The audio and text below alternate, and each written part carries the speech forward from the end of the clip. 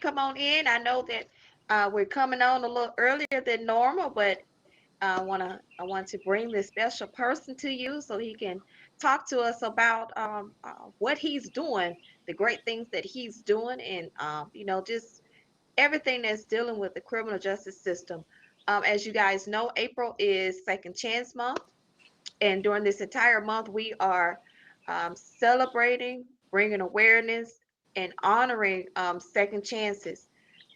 What affects a second chance? How can we start promoting more second chances? And what happens when we don't promote second chances? So today we're going to talk with Exonerated James Gibson. He's going to tell you his story. This is an exclusive, so I want you guys to come on in and listen to what he has to say. He has some good things that he's doing, and he's just going to walk us through this process. Mr. Gibson, how are you? How are you doing? And hello, America, and all the people that's watching today. I want to wish everybody a safe week and going into the weekend. My name is James Gibson. All right, Mr. Gibson, tell us a little bit about yourself. Well, my name is James Gibson. In a couple more days, I've been exonerated and given my certificate of innocence and all my rights back. I was released in 2019 on the eve of my mother's birthday, April the 15th, on the eve of the resurrection of Jesus Christ. And so I stand here now, a free man and exonerated and giving all my rights back after 30 years. All right. All right. Can you tell us a little bit about, what happened? Like, what I guess what caused you to, be identified as a person of interest in this case that you're speaking of, if you're willing to talk about it? Well, it's all a part of the public record for legal reasons. I'm still litigating against the city of Chicago, in which I just been granted yesterday bifurcation. I'm the first case in the country where the court has ever ruled that an African American has been tortured, collaborated, proven since the abolishment of slavery. My case sets precedent on the jurisdiction and subject matter against a law enforcement agency. And since and before the ruling came down, the city of Chicago has given all torture survivors the torture center. They also teach since 2015 our cases is a part of the curriculum here in 8th and 10th grade, a part of the curriculum here in Illinois. We also have what they call a memorial building that's been built in honor of all torture survivors, as well as the first city in the nation in any of the other states in the United States has made reprimands to African Americans of up to $100,000, 54, in which I refuse to take any settlement offers of reprimands. And so I'm here today standing on the first case in the nation where the appellate court has ever ruled in any court in any state that African American has been tortured, collaborating, proven. But I would like the audience to know that this case is not only about torture, it's about malicious prosecution, false imprisonment, the wrong guy. The city of Chicago, they knew in 1989 that they had arrested the wrong guy. I don't know if y'all ever heard about what they call the Midnight Crew. John Burgess, the Chicago commander, who was received 4.5 years in prison for lying and obstruction of justice about these torture allegations. And so now I'm standing on the first case in the nation. There's other torture survivor cases in this group of these John Burgess torture survivors, but there's been no other ruling in the nation that's ever said that an African American has been tortured, collaborating, proven. Okay. Okay. So you said there's other cases against this police officer. Is he still incarcerated? He just died recently down in Florida. What I mean by other cases, since 1971, there's been allegations against the city of Chicago for the torture machine, the Midnight Crew. And before me, they had tortured hundreds of guys. And after me, there's still hundreds of guys being incarcerated, in which I've now taken on the Alliance Against Racial Proliferation, Chicago Torture Center, CPAC, Black Lives Matter, and governor to release all torture survivors. Jury torture. Okay, so I'm guessing, people are In Illinois, they got a new. I mean, if you driving a car, you don't got license. Well, what's the process? evidence, all of the reprimands, the city apology, the torture center, the memorials have been systematically targeting African Americans across the city of Chicago. I get a chance to bring in all that, and now for the first time in history, being granted bifurcation. I'm in what they call the city's insurance towers. For the first time in history, the city of Chicago will be held responsible for pattern and practice of systematically targeting African Americans in Chicago. Wow. Wow. That's awesome. It's very awesome. To God be the glory. Yeah. To Yeah. God be the glory. Awesome. That's awesome. So do you think that you will, once you go through this entire process, will you be able to help others who are trying to get where you're at? I am right now helping others. I've been helping others for 30 years. I filed over 1,000 petitions for other inmates. Mm. Since such filed and cost the city of Chicago $633 million in my litigations for other inmates and petitions across Illinois. Such filed and brought home 20 guys since I've been out and helped obtain release. 6 guys. My latest was Henry Lewis and this other guy calling on my mama's block. So I've been bringing guys home. Right now, I got 20 guys in the county jail fighting resentences, juvenile sentences, extended terms, consecutive sentencing, lineup identification, knowing and use perjury testimony, prosecution misconduct, suppression of evidence favorable to the. That's what I do. The Center for Wrongful Conviction in Northwood cases, and I draw up after, is only able to be implemented. That's why we have all these different judicial branches of law, whether you're on the state level or the federal level. Your constitutional rights. We say all the this guy that's locked up, that's incarcerated across America. Once you incarcerate, once you're incarcerated, the eighth papers and pens and technologies, equal protection of crude unusual punishment. Incarcerated women and men don't know that we got 30 days to file the appeal. We don't know that we got 60 days to go to our constitutional rights. So that's why we don't know our rights. And that lineup, we don't know we have the rights to due process of law. We don't know we have the right to pull you over and say, we're taking you to a lineup and you got dreadlocks and you're the only one in the lineup with dreadlocks. That's a violation of your constitutional rights. If you go into a lineup and you got dreadlocks, everybody in the lineup got to have dreadlocks. If you're a white guy with a mustache, everybody in the lineup got to be a white guy with a mustache. But see, we don't know our constitutional rights. And so what I be telling the people and the women in prison is to order you a post-trial handbook, and it tells you about your constitutional rights. It tells you about your access to the courts, the appellate court once you're found guilty on the circuit court level. It tells you about how long you have to file to the Supreme Court in that state. Or if you got the death penalty, it tells you bypass all those other judicial branches and you go straight to the United States Supreme Court. But we don't know our rights. What do you think we can do about, advocating and educating everybody about their rights, especially the Black and brown communities? You know what I think we can do? When I graduated out of high school, with honors in 1984, 85, one of them years. And it was a part of the curriculum. It was mandatory that we pass the government. You had to at least have a D to graduate out of high school. That was the requirement. That means they taught us as a high school student the Constitution of the United States and what it means to you as a citizen of the United States. And I've been talking across the nation, and most people that I talk to across the nation tell me it's not even in the high schools no more. I don't know when it was taken out of the curriculum. I don't know if it's taken out of every state across America. I don't know that, but we got to start at the root. We got to start by teaching our babies. Just like when I was coming up, my mama used to tell me, if you run from the police, don't look back. And I used to say, why, Mom? She said, because you look back, they're going to perceive a threat and they can shoot you. I say, what you mean? She said, because the policy tells them that if they shoot you and they write in the policy that they perceive the threat, they can beat you. They can beat that case out, whether you had a gun or not. And I don't care what court you go to. So my mother trained me as a kid, as well as took me to school and educated me. We must take our kids and train them in the upcoming as well as our school. We must demand that our educational system across America bring back the mandatory requirement of the government. So first we start with knowing what our constitutional rights is, instead of somebody telling us what our constitutional right is. We must know what our constitutional right is. And that's a start. I agree. I agree. So have you been watching the George Floyd trial?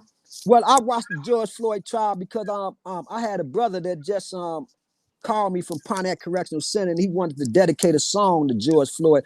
And I've been watching the trial, and I'm gonna tell you something about this trial that you're seeing right now. Make no mistake about it. That man put his knee on that man's neck for 9 minutes. I thought it was 9 seconds. It's 9 minutes.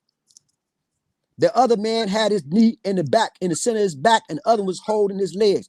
When they did the autopsy on that man's body, it showed that it sheared off his shoulder blades and his chin. You couldn't see it on the video, but in the autopsy report, that means that was a lot of pressure pressing up against concrete, trying to raise up for air. But I'm gonna tell you what they're gonna argue at the end: the policy. They're gonna argue that my policy and my training tells me if I perceive a thought in a black man, I can use deadly force. Now, in his situation, this case, by being so publicly, that officer is a United States citizen. Make no mistake about it.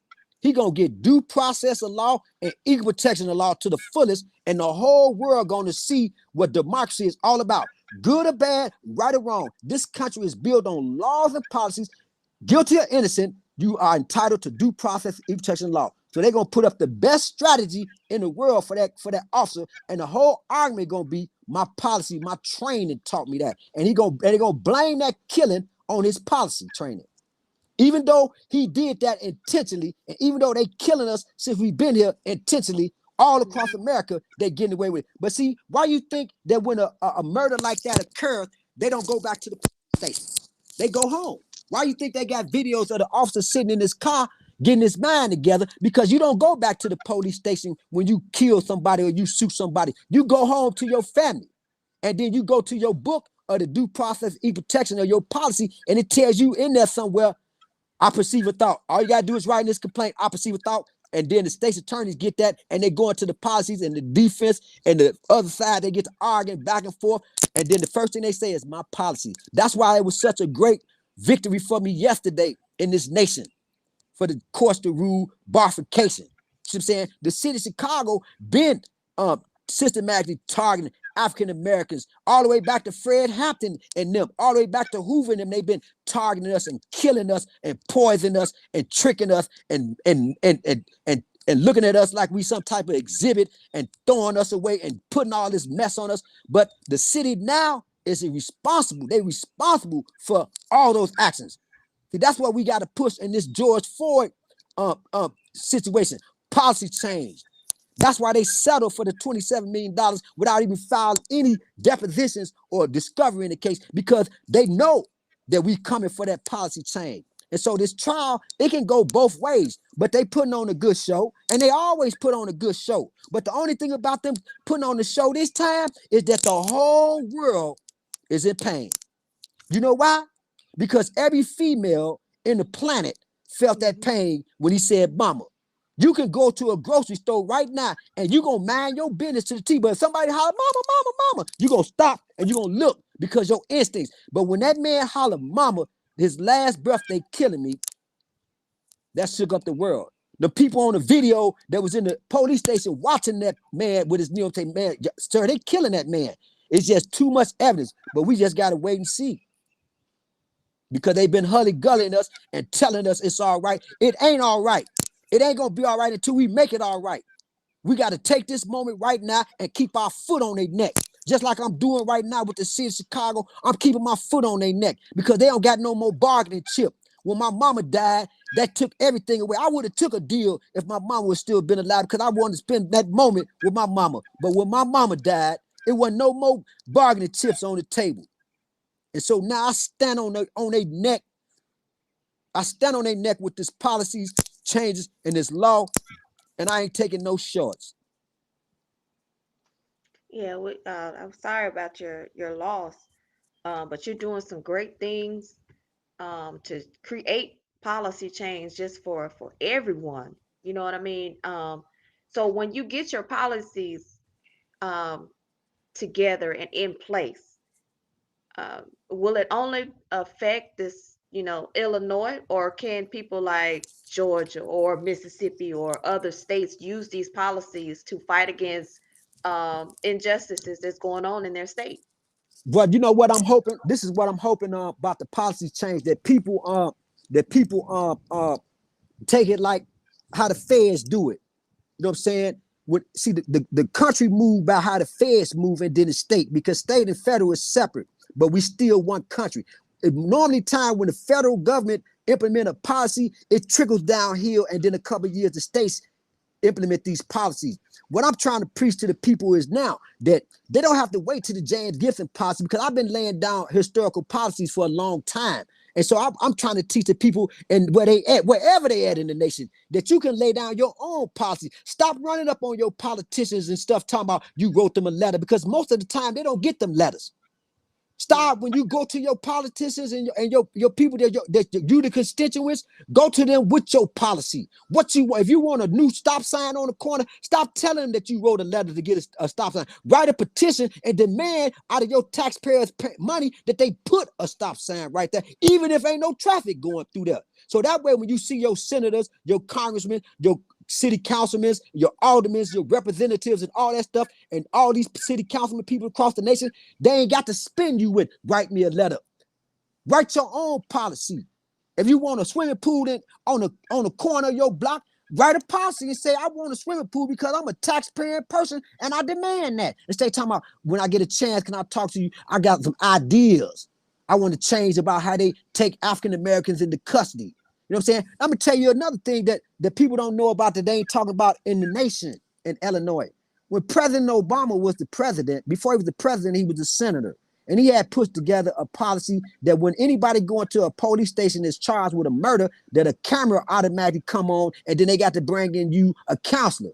You know what I'm saying? For a lot of years, the system will hully-gully African Americans and talk to them without counsel, because most African Americans don't know their constitutional rights. They don't know that they have the rights to remain silent, and they have a right to a lawyer to be present, that they send them to prison and put all this mess on them. So when Obama was the senator here before he ran for president, he implemented new policies in the state legislation, and they passed it. So when they open up certain doors, police stations now, that a camera automatically go on, and the police got to come and say, you know, you got the right to remain silent. Anything you say can and will be used against you in the court of law. And then the guy got to say, or she got to say, I do. And if she say she do, then he say, do you know you could be appointed counsel if you can't afford one? Then he got to say yes or no, and she got to say yes or no. And if she say, I don't need no counsel, he say, I don't need no counsel, then the police come say, well, Joe Blow told me that you was over there standing on court. Did you do it? Did you say? And she, yeah, I did. Because they don't know our rights. So we got policies in Illinois. And so when I get in my position, you know what I'm saying? Because I'm making noise. I'm repping the people, no matter what color skin you are, the Latinos, the Mexicans, the Jamaicans, the Jews, the Gentiles, the white boys, the Aryans. I'm the one that sat at every table when I was in prison, false imprisonment, wrongful conviction, malicious prosecution, and torture. I sat at every table. I broke bread with every nation, the Blackstones, the Vice Lords, the GDs, the BDs, the Aryan nations, the bikers, the swastikas, the Nazi people, the LGBT people, and everybody else. I didn't discriminate.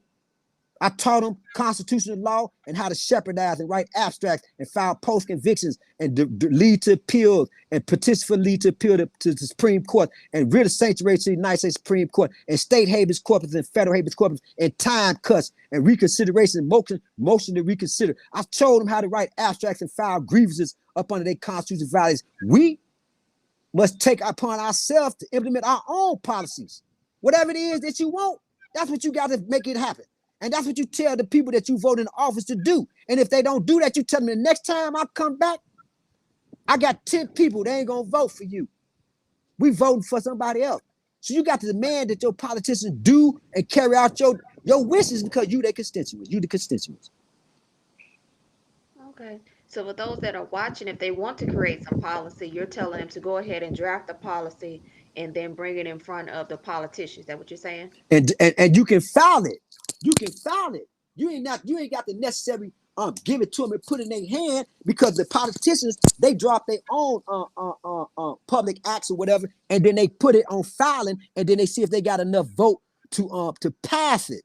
See, that's what we don't understand as the public. We don't know how to get in and sit at the table. You know what I'm saying? What I'm telling the people is draft up your own issues of your own concern, and you file it up on the amendment, and you make your people that's in power or vote on that and pass it into law.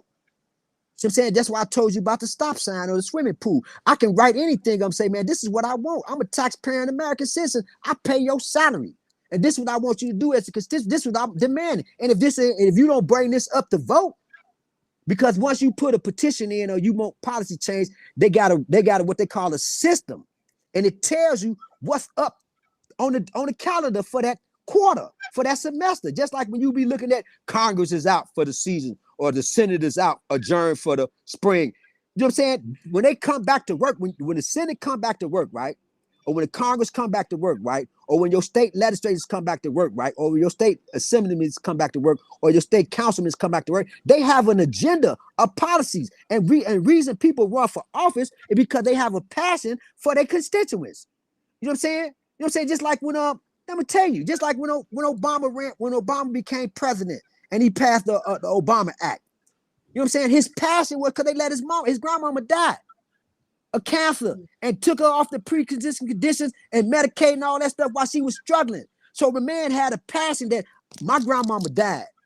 It broke my heart, but I'm not going to let that happen to another grandmother across America. I'm going to make this a fair playing ground for all people in America. So he passed the Obamacare Act to show that if I'm sick, is your mama sick, your grandmama sick, your granddaddy sick, they can't take you off your medication while you in the middle of the fight. He had a passion, Obama, but we don't even realize what he did with the Obamacare. We just thought that he went in there and passed some law so we can have some universal Medicare. No, he had a passion. Them people let his mama die, his grandmama die. And that sparked something in him and he got mad. And he went in, when he got in a position to write up some law, he drafted up legislation and he had the House and the Senate and he passed the Obamacare. That's why for all them years, the Republicans been trying to take the universal Obamacare back because they ain't want everybody to get covered with health care. And that was his passion. You got a passion about what's going on in Mississippi and the overcrowdedness, then you got to get you together, a non-for-profit organization, and you got to start making some noise and demanding some change up in there. You got to start making some noise, say, man, it's COVID up in there. And people dying. We want to counter all them bodies coming out of there, and we want them brothers out of there that's up under so many years. We want the governor to start pardoning. Y'all got to start putting pressure on the Mississippi governor. Y'all got to start holding these podcasts and these talk shows, telling them, man, we watching y'all. Let me tell you something about this country. Not only that it's the greatest country in the world from sea to sign and sea. You know why it make it so great? Because we ain't landfill. You know why we control the seaports? Because we not landfills. We got the West Coast, the East Coast, and the Gulf. We controlled all of the commerce, the goods and the foods and the trade. That's what make us powerful. But one thing these people don't like about this country that they don't want other people to know is when you pull back the curtains and show they shit. You see when they put a clown ain't got to have a red nose and office, I ain't gonna say his name. They let him do his thing because that's what they do all the time. But when the whole world start talking about, oh, that ain't right, they start cleaning that shit up.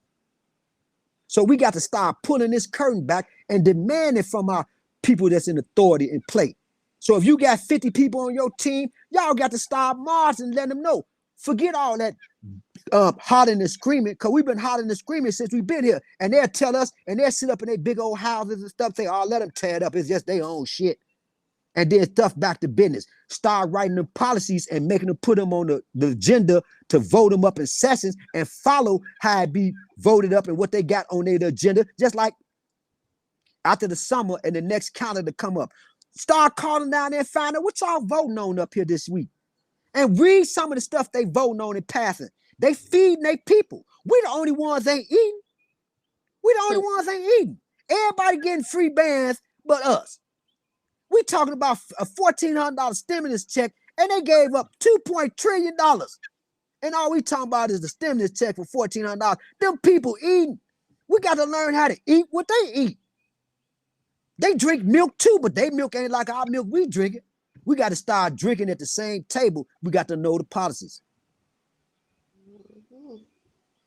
Right, and that's what that's my sister. That's what they didn't want me to teach the people. That's why they fought me so hard. That's why they set me in front of a cell door for 5 years in the wintertime and wouldn't let me go. That's why when they brought me all them alpha pleas and reprimands, and because they knew that once they let me go and I tell the world the truth and I bring them this knowledge because it's painful, it's going to wake up a sleeping giant.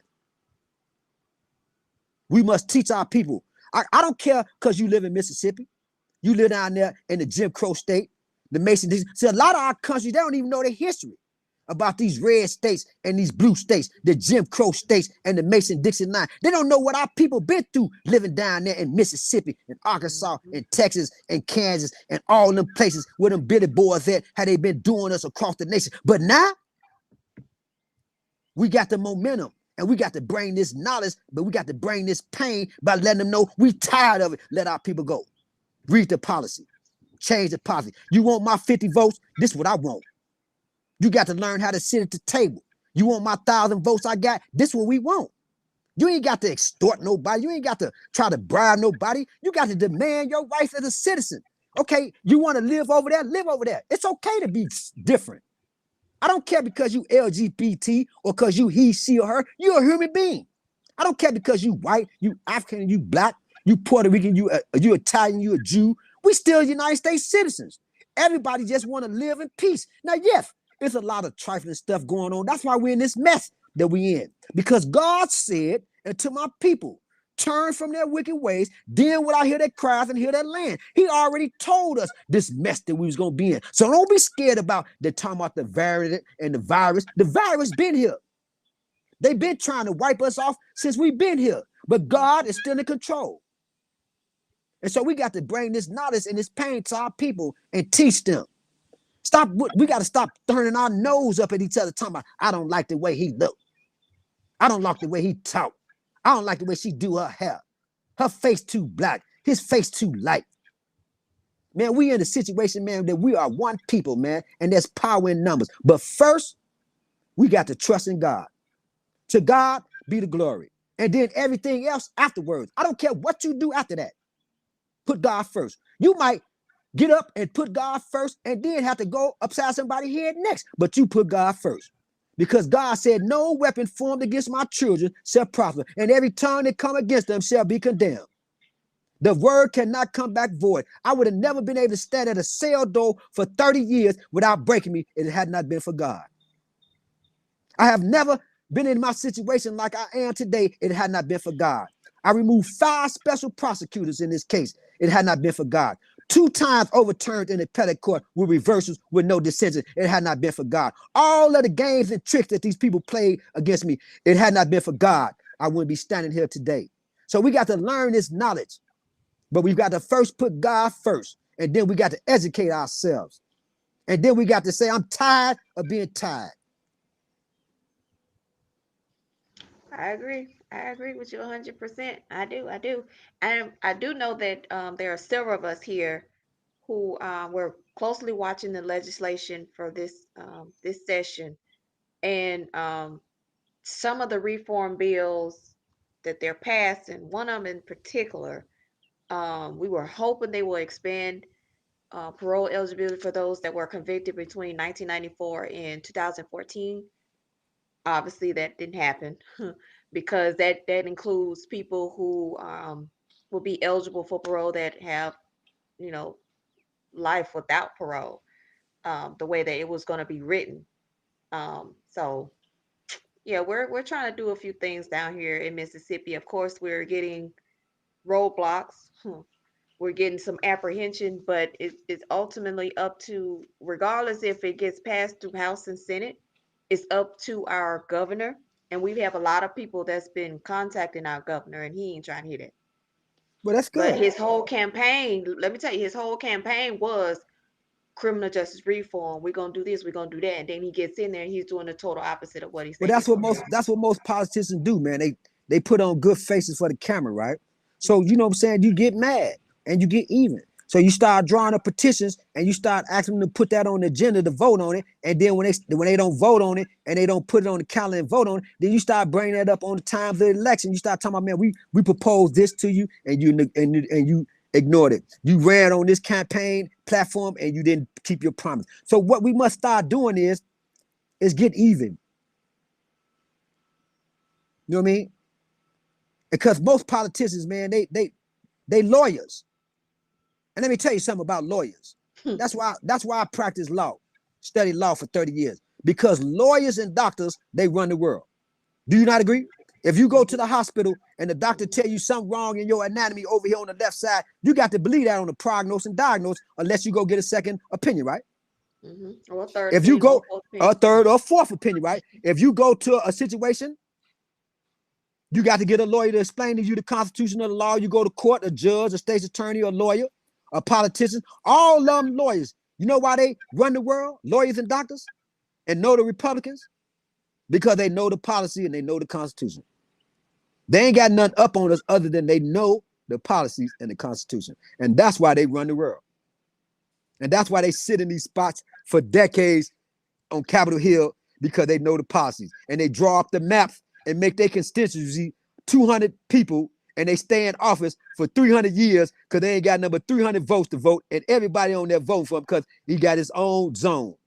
We got to learn how to get our zone and learn the policies and start moving some of them up out of the way. I don't care what part of the country you're in. Make no mistake about it. I understand about the South. I ain't mad at that. I understand about systematically racism, man, embedded in the soils of this country. I understand about being separate and you stay over there and I stay over there. All I'm saying is I just want to be treated fair. I want to be treated as an American citizen. I want my due process protection law. And only reason they're able to stand on us with this systematically racism is because we don't know how to change and stand on policies in which they standing on. Every time there's a situation, they go straight to the playbook. Political football with people's lives, the policy. And then we as a people, we must not be afraid to change or grow. We got to get up out that south side, west side, north side, east side, or whatever part of the town we're in. We got to go out and cross over, man. And it's okay because somebody don't like you. It's okay. Because when they don't like you, they living rent-free in their own mind about what they feel about you. All you got to do is keep God first and do you. And stay in your lane. And stay prayed up. Because a clown ain't got to have a red nose on to pitch a ball in the bucket. But as long as we continue to be uneducated without knowledge and power, prisons and death will continue to be a way of life for many of us. And after this George Floyd thing is over with and everybody, all the smoking stuff is cleared, if we don't implement any policy, they're going to put their feet on another neck because they think they better than us. They look at me now upside my head because I live up here with all of the rich people. And they see me and they look at me with their nose turned up because I can afford to live anywhere in America that I want to live at. I got all my rights back, my passport, because I get on a plane and go all out the country and I vote. And they look at me. They still don't want me at the table because my money bigger than their money now, or my money matching their money now. That's what they do. They're going to dislike us just to dislike us. We can't keep on worrying about that, but we got to learn how they able to keep on standing on us. And that's because they stand on us because we don't know the policies. And they don't want to put our bills and push our issue, then we're going to start voting them up out of office. Yeah, and voting people in there that's going to push our bills Yeah, and stuff. and then when they play games, we're going to vote them out because a lot of them going to play games too. Everybody looking for a knight in shining armor to throw a letter up under their window to carry them away. But to no exception, my sister, are we knight in shining armor. The only knight in shining armor we got is God. You tell me, my sister, from the southern state, Mason-Dixon line, them Jim Crow states. And I ain't got nothing against them Jim Crow states. Because they want to stay down there, that's cool. I can stay anywhere I want to stay. I'm saying that you tell me how we was able to be the first people on this planet and still here on all ports of this continent because of God. Yeah, we lost this continent and this whole earth got a lot of our blood in this soul, but God be the glory, we still here. Some of us didn't make it, but we still here. And we got to keep on bringing this pain to them, my sister. We got to keep on telling them and teaching them. So I'm saying we got to teach our people. That's all. So we got to learn how to be competitive on a predatory scale by knowledge. And that's why they didn't want us to have this knowledge. All you got to do is go back to the jazz era when they had all these people in play that was systematically targeting our leadership. You know why they was targeting our leadership? You know why they were putting the dope and the stuff in the neighborhoods? You know why they was doing all that? Because they wanted to keep our mind. They want to keep us with vices, drugs, pills, and alcohol. They want to keep our minds so they can keep us suppressed up on the policies. For generations after generations, they've been sending their kids to school and Martha Vineyard off the policies, working in Walgreens, taking out $300,000-$400,000 loans and working at Walgreens and living in a mansion because they know the policies. They know how to wipe their credit. They know how to play the credit card game. They know how to play the business. They know how to play all the games. They know how to play every game there is on planet to play. And we don't know how to play nothing. You know why? Because all we saying in our minds is we just want to be all right. I'm tired, my sister. I'm tired, my sister, of being all right. I want to be great. You understand me? I'm tired. I'm tired of them playing these games. You know what I'm saying? Them people, you don't have no idea what them people did to me. See, they know water in the piss of Bernard and 120 degrees, the weather down there in Chester, Illinois. They don't know how that I was in the Tombs in Pontiac. They don't know how I was in Stateville in front of a door in the wintertime, every winter in the wintertime because I wouldn't take an alpha plea or give them my certificate. They don't know all the things I've been through. They just know about the record, the phone calls, the mayor and the chief of police, the chief of judge taking pictures and all that stuff. They know about all that stuff that's in the record, but they don't know about what they did to me. But what thing they did, they counted out, my sister, that I had somebody standing in the gap, my mama. And when I started praying in 2005, and when I started believing that the word could not, ain't nothing they can bring against me, even now. All these years I've been gone from the land, they couldn't break me. You know why they couldn't break me? I don't even know how I stand up on my two front legs today. It had to be God. So all I'm saying is that it's the name of that book and how we can get access to it. Well, in Illinois, it's called a post-trial handbook for prisoners. You know what I'm saying? In Illinois. So you would have to go into like in post-trial remedy, post-conviction statute. Like in Illinois, the post-conviction statute filed up under 735, 725, and to the appellate court on the 28th. If you don't, the United States Writ of Sanctuary Supreme Court or federal habeas corpus, your tolling time keep running. So once you come up out of the Illinois Supreme Court or you go to this, your time is blocked up under this new law about all of the rap songs. We can sing every lyric in a song. I got so much psychotropic medication that you chance to file nothing in courts. That's how they able to eat off us. And that's how they able to send their kids to college after generation, because that's what they do. Because we're sad, my sister, we don't know. I'm in Stateville, Pontiac, Menard, and Joliet, all max prisons for 30 years. And now in a couple of days, I've been cleared and out 2 years. We don't know, my sister. And some of us don't want to know because it's hard on a man that knows, but it's even hard on a man that don't know. Well, you're speaking that truth. We don't know, and it's a lack of education. And you're right. We'll convert to other things. We want to know so much about other things, but we don't want to know much about this law.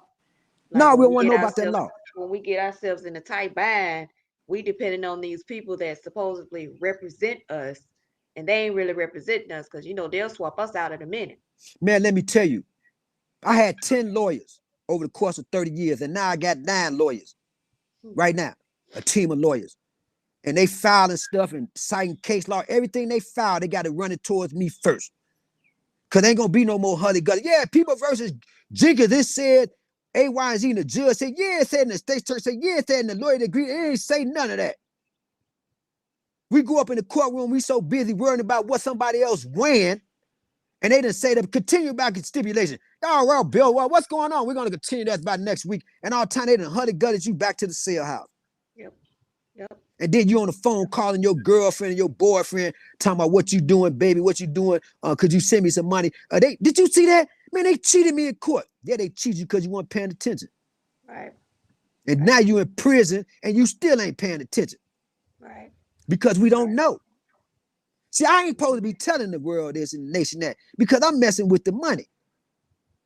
When you start messing with the money, people start like, what are you talking? Don't tell them that. See, I've been through the system. I filed 33 appeals on my own. Look at the record. I wrote 10,000 letters to the nation. I wrote every media outlet in America. I wrote every local and cable channel in America. Every ABC, NBC, WGN, Fox News, CNN, MSNBC, CBN, All that.